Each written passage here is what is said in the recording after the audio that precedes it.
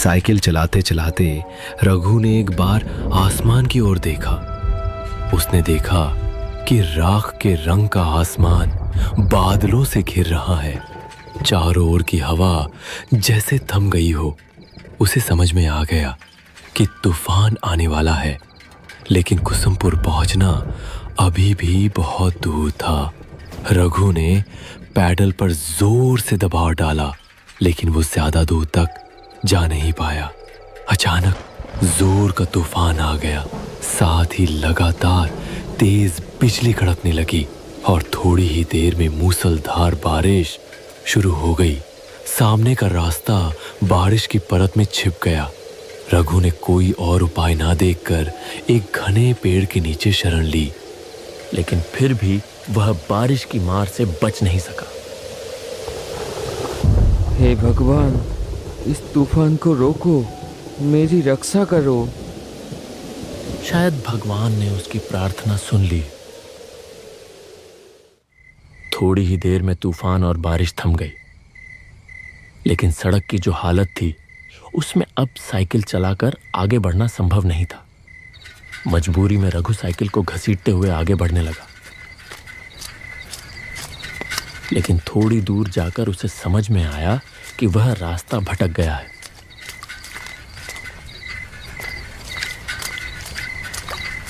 यह रास्ता कुसुमपुर का नहीं है। वह सोच में पड़ गया कि अब क्या करे।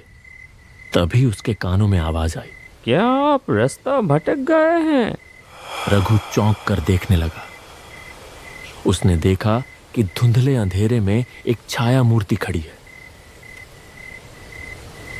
कौन हो तुम? मैं रतन हूँ बाबू। लगता है आप रास्ता भटक गए हैं। मेरा मतलब है मुझे कुसुमपुर जाना है, लेकिन नहीं जा पाएंगे। कुसुमपुर जाने वाला रास्ता बंद है। रास्ते में पेड़ गिर गया है। रघु मुसीबत में पड़ गया। वह पागलों की तरह सामने अंधेरे में डूबी सड़क की ओर देखने लगा। यहीं पास में मेरी चाय की दुकान है। चलिए, फिर से बारिश शुरू हो जाएगी। रघु ने आसमान की ओर देखा, फिर हल्के से सिर हिलाकर हामी भर दी। आइए, मेरे साथ आइए। रघु ने अपने दुविधा भरे मन के साथ उसका पीछा किया, और जैसे जैसे वह आगे बढ़ता गया उसे कुछ महसूस होने लगा। जिस वक्त से वह आदमी उसके पास आया है, तभी से रघु को भीगी हवा में किसी जले हुए चीज की गंध आ रही थी। क्या हुआ? जल्दी कीजिए। हाँ, आता हूँ। साइकिल लेकर वह तेजी से आगे बढ़ा। थोड़ी दूर जाते ही उसने एक गांव का पेड़ देखा। पास ही एक झोपड़ी नुमा घर था। वहां किसी हैरिकेन जैसी चीज की लौ जल रही थी। रतन ने फिर से आवाज दी, आइए बाबू, यही मेरी चाय की दुकान है। रघु ने साइकिल को गांव के पेड़ से टिका दिया और झोपड़ी के चौखट पर आकर खड़ा हो गया। उसने देखा कि एक तरफ एक चूल्हा है और उसके चारों ओर चाय बनाने का सामान रखा है। रघु हैरान हो गया यह सोचकर कि इतनी सुनसान जगह पर इस चाय की दुकान में आखिर चाय पीने कौन आता होगा। रतन एक मोड़ा ले आया। बैठिए बाबूजी, मैं चाय लाता हूँ। रघु अपनी गोद में रखे थैले को कसकर पकड़कर बैठ गया। बाहर फिर से तूफान शुरू हो रहा था। बिजली चमक रही थी और गड़गड़ाहट के साथ कड़क रही थी। ये लीजिए चाय, आप बहुत भीग गए हैं। ये पीजिए, अच्छा लगेगा। इतनी जल्दी चाय बनाकर ले भी आया।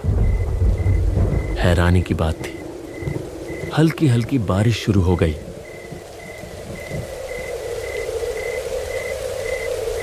रघु चाय की चुस्की लेते लेते पूछ ही बैठा, यहाँ चाय पीने कौन आता है? मतलब इतनी सुनसान जगह में। पहले कुछ दूरी पर एक बस स्टैंड था, तब लोग आया करते थे। और अब अब आप जैसे कोई कोई आता है। उस आदमी की बातों में क्या था कौन जाने, लेकिन रघु का सीना एकदम से सिहर उठा। उसने कुछ असहजता के साथ चाय की एक चुस्की ली। आप चाय पीजिए। आज रात आप नहीं जा पाएंगे बाबूजी। रात को यहीं रुकना पड़ेगा। रघु ने देखा कि बारिश की बूंदें अब और भी तेज हो गई हैं। तूफान की रफ्तार भी काफी बढ़ गई है। बिजली लगातार गिर रही है। लेकिन एक चीज देखकर उसे बहुत हैरानी हुई। इतनी तेज आंधी के बावजूद हैरिकेन की लौ जरा भी नहीं हिल रही थी। न जाने क्यों रघु को लगने लगा कि उसके चारों ओर जो कुछ भी है वह सच नहीं है। जैसे कोई जाल है जो चुपचाप उसे अपने भीतर लपेट रहा हो। बैग में रखे हुए इतने सारे पैसे, उसका सीना एक बार फिर धक धक करने लगा। जब बारिश थमी तब तक रात काफी बीत चुकी थी। खाना पीना कुछ देर पहले ही निपट चुका था। रतन दहलीज पर रघु के लिए बिस्तर लगाते हुए बोला, कहाँ गई झूमर? बाबू को पान नहीं दिया? आइए बाबू, यहाँ लेट जाइए। डरने की कोई बात नहीं है, मैं और झूमर तो हैं ही। रघु ने हल्के से सिर तो हिलाया, लेकिन उसके सीने में एक बार फिर से टीस सी उठी। जैसे उसकी छाती के भीतर कोई धीरे धीरे उसे कुछ समझाने की कोशिश कर रहा हो। जैसे ही नूपुर की झंझनाहट कानों में पड़ी, वह हल्के से चौंक कर देखने लगा। झूमर धीमे कदमों से आगे बढ़ रही थी। उसकी आंखों में जैसे कोई खास इशारा था जो उसने रतन की ओर किया। रतन ने भी जरा सा गर्दन हिलाकर कुछ जताया। यह बात रघु की नजरों से छुपी नहीं रही। लीजिए बाबू, पान। पान? मेरा मतलब है खाइए खाइए। झूमर के हाथ के पान खा के आप जिंदगी भर नहीं भूल पाएंगे। रघु कांपते हाथों से पान उठाने ही वाला था कि एक तीखी सड़ी सी गंध उसकी नाक में आ लगी। कुछ वैसी ही गंध जैसी कच्चे खून की होती है। अचानक आई एक तेज हवा के झोंके से झूमर के सिर की ओढ़नी सरक गई, और जो दृश्य रघु ने देखा उसे देखकर उसका खून जैसे जम ही गया। झूमर के गले पर खून की एक लकीर थी।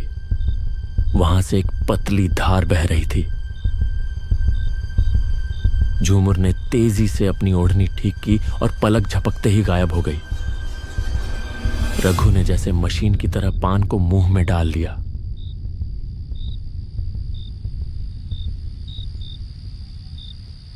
रतन हैरिकेन की लौ धीमी कर कमरे के अंदर चला गया।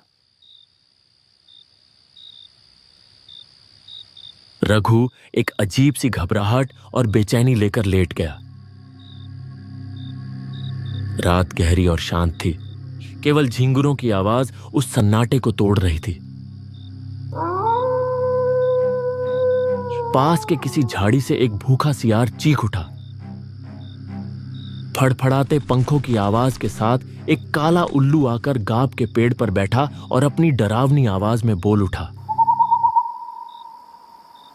रघु का सीना बार बार कांप उठता रहा। भगवान देखना ताकि रात ठीक से कटे। थकान की वजह से थोड़ी ही देर में रघु सो गया।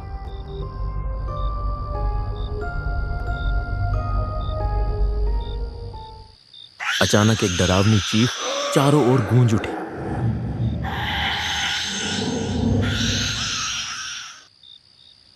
रघु अचानक बिस्तर पर उछलकर बैठ गया। उसने पागलों की तरह इधर उधर देखा। तभी उसके कानों में एक कराहती चरमराती सी आवाज पड़ी। वह आवाज जहां से आ रही थी, रघु ने उधर नजर घुमाई और जैसे ही देखा उसका शरीर डर से सिहर उठा। सिर्फ एक हाथ की दूरी पर कोई एक व्यक्ति गले में रस्सी डाले झूल रहा था।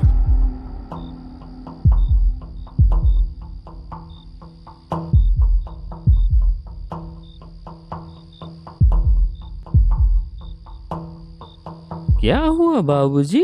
कोई बुरा सपना देख लिया क्या?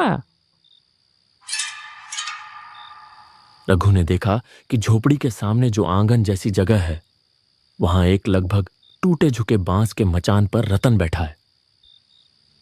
उसने एक बार फिर धीरे से गर्दन घुमाकर उस ओर देखा, जहां कुछ देर पहले कोई गले में रस्सी डालकर झूल रहा था।